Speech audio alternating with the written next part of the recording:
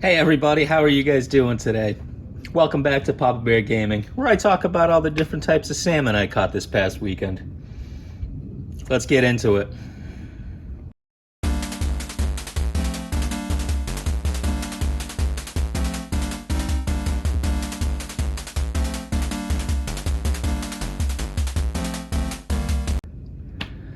Well, if you're hoping to see salmon, you're going to be severely disappointed. This is the month of September, video game pickups, Papa Bear Gaming. I'm going to do it the same way I usually do. I feel like I picked up a couple of good gems. So let's take a look at them. For those of you that are new, please, like, comment, subscribe. If you don't like, dislike, or don't, because I don't get that many likes. If you dislike, it's going to really mess up my ratio. So please don't do that.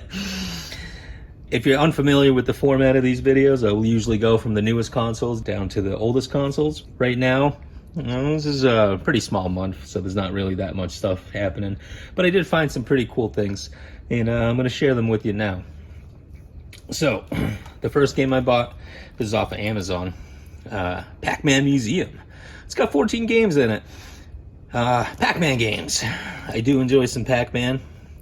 Here's a list of all the games. I'm kind of disappointed because Mrs. Pac-Man's not on here. So I feel like without Mrs. Pac-Man in the collection, this isn't really much of a collection, but I'll still add it in. The next one I saw at a store, I believe in Denver. And it was I picked it up used, but it's Street Fighter 30th Anniversary Collection, which has a ton of the Street Fighter games. And this is one of the great things, I guess, about living in this time, is because there's so many compilations of great and amazing retro games that are coming out on the Switch as a compilation, including Mega Man Legacy Collection and Mega Man 2 Legacy Collection. So basically this has all the Mega Mans 1 through 10, which I think I stopped playing right around Mega Man 4 or 5. So this is definitely something I'm gonna enjoy. As much as I liked Mega Man like 1, 2, and 3, they were hard as hell. I spent hours trying to defeat them. But once you get past the first boss, you can pretty much do them all. And then I think my favorite compilation out of all these that I've picked up this past month is Teenage Mutant Ninja Turtles, the Cowabunga Collection. I've heard some amazing things about it. I played it a little bit, and it lives up to the hype. If you're a fan of this series or of these games, because it's all different games for different platforms, they don't really show you a comprehensive list back here, which is kind of a bummer. But it's a bunch of games for the NES, Super NES, Game Boy Color, so on and so forth. It's a really great collection. If you're a fan of the Ninja Turtles, if you were, an early 90s kid like myself, worth a buy. It's not even that expensive either. The next game I got, NBA 2K Playgrounds. I'm a little bit of an NBA fan, and yeah, this is an okay game. I mean, I definitely enjoyed it. It's like a 2-on-2 basketball game where you collect the players by opening card packs. So it's definitely fun for an afternoon. All right, next up on the list is PS2s. So we're going down into the legacy stuff pretty fast. We have Legion, The Legend of Excalibur. Again, I didn't have this in my collection, and everything is pretty clean on it, pretty crisp and clean, so that's why I got it. We have Justice League Heroes, which I didn't even know this game existed. Also pretty clean. I was disappointed a little bit because the disc was more scratched up than I would have liked. But a lot of these games, too, I never really found when I was younger. And all I heard was about how bad Superman was for the N64. And yet there were so many other games that Superman came out as a playable character. And you can even see him here flying around with a car. And I am dying to find out if those are any good. There's a Superman for the PS2. I think it's just called Superman. It's just a regular game, I guess. I don't really know what kind of game it is. I haven't played it. And there was another one where Superman was a playable character besides Justice League Heroes. So one of these days I'll play all of them, including the N64 one, and I'll compare. I'll find out which one's the best and which one's the worst. But I think I know which one's the worst already. Next game I got is Rocky. Also, pretty clean condition.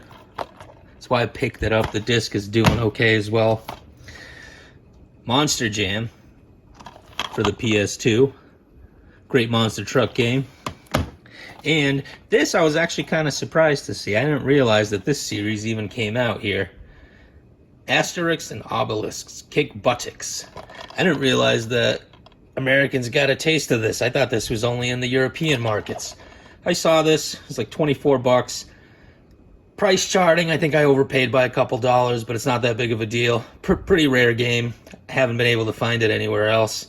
Besides this one store, I'm trying to remember, I think it was Albuquerque, New Mexico. So I was pretty happy to find this, and I'm going to be pretty happy to play it. Apparently there's a game that came out on the Switch, too, with asterisks and obelisks, but who knows. So anyway, next one, we're going to go to the PS1 games. And the first PS1 pickup, Double Agent 007.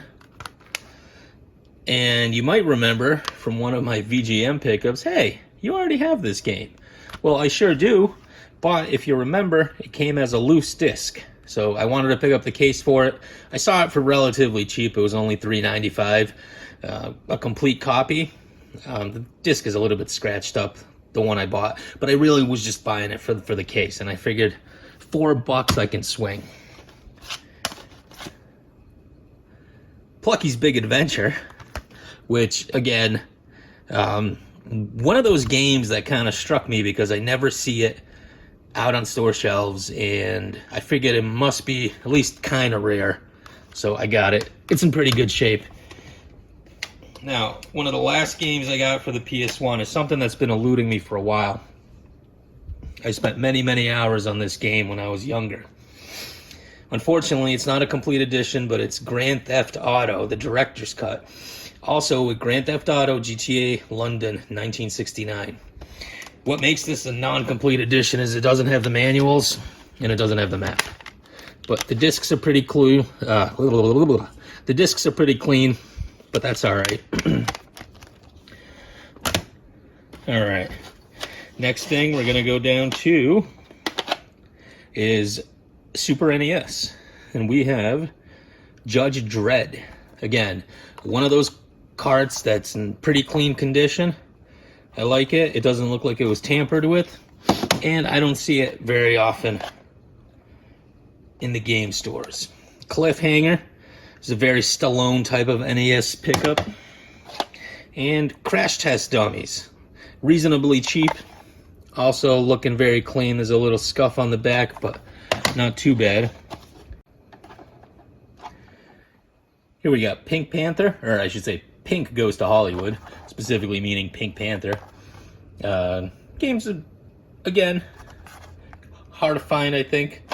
So I picked it up. And last but not least is the NES. So my NES pickups are Spot, pretty clean copy, and Milton's Secret Castle. Or, I'm sorry, Milton's Secret Castle. If only I learned how to read when I was younger. My God. But I picked these up pretty cheaply, and maybe, you know, it's got a little bit of, I don't know, what is that, honey? It's pretty suitable because there's a bee right there, so guess it must have been attracted to it.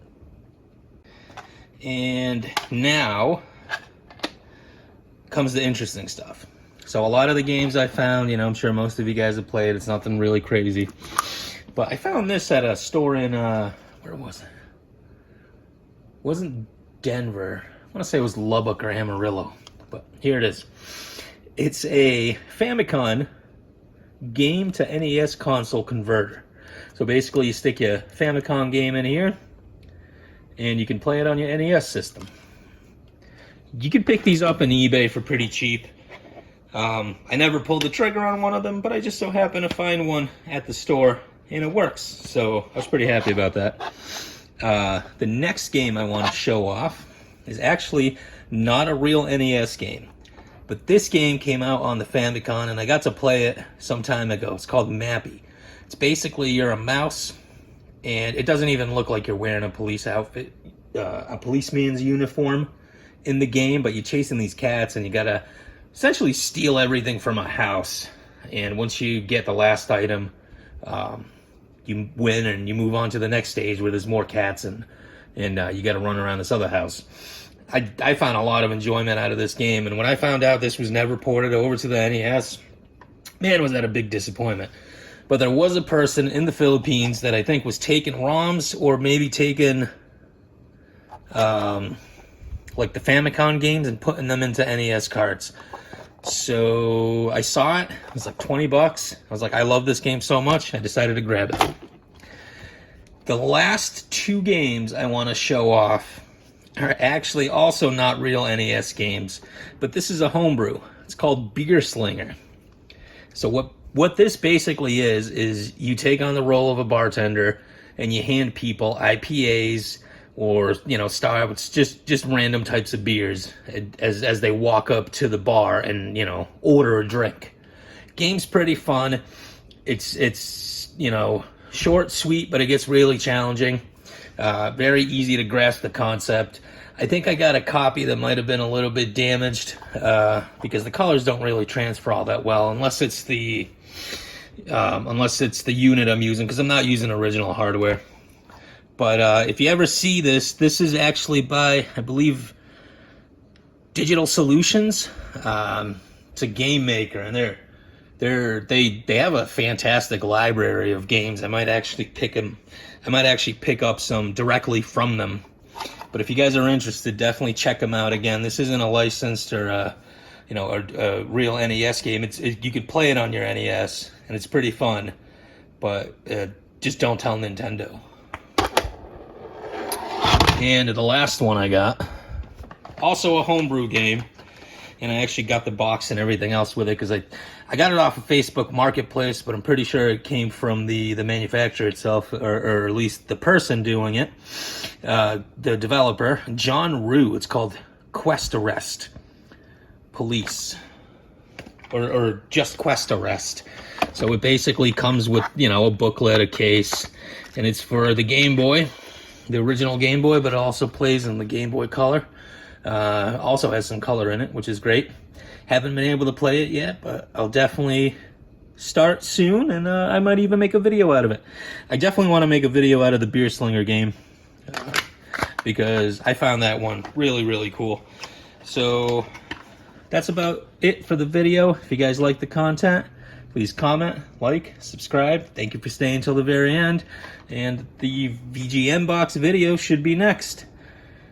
So stay tuned.